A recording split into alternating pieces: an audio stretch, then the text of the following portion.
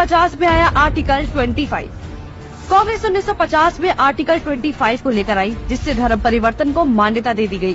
और सबसे ज्यादा किसका धर्म परिवर्तन हुआ ये सब जानते हैं, लेकिन ये तो सिर्फ शुरुआत थी।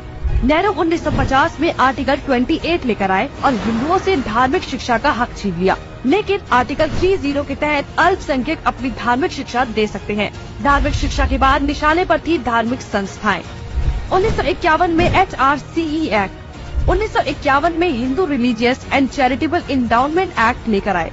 उन्होंने कारण दिया कि बड़े मंदिरों का रखरखाव सही से हो सके, लेकिन इसकी आड़ में कब्जे कर लिए, जिसके तहत भारत में मौजूद बड़े बड़े मंदिरों का प्रबंध सरकार ने अपने हाथों में ले लिया और मनमाने ढंग से इनकी संपत्ति का दुरुपयोग किया। और ये सिर्फ हिंदुओं के मंदिर पर लागू था, बाकी धर्मों या धार्मिक स्थल पर लागू नहीं था।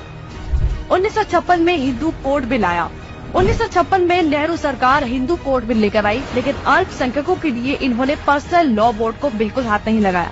मतलब एक ही है, देश में एक जाति कद संविधान कानून से और दूसरी अपने धर्म के कानून के हिसाब से, और आज भी यूनिफॉर्म सिविल कोड से कतराते हैं। कांग्रेस ने लगाई आरक्षण की आग। कांग्रेस आरक्षण लेकर आई, जिससे हिंदुओं को बांटने का काम किया गया, जिससे सबसे बड़ा नुकसान हिंदुओं को हुआ।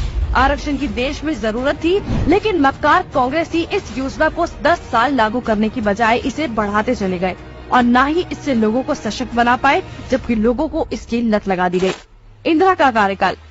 साल 1976 में इमरजेंसी के दौरान ही इंदिरा ने संविधान में सेक्युलर शब्द को जबरदस्ती घुसा दिया, जिसको लेकर संसद में कोई चर्चा तक नहीं हुई।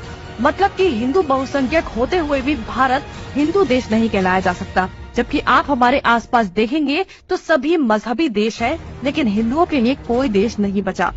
इसके बाद हिंदुओं के कानूनी अधिकार और इतिहास निशाने पर थे। 1991 में पूजा स्थल कानून। 1991 में कांग्रेस ने पूजा स्थल कानून बनाया, जो बेहद हिंदू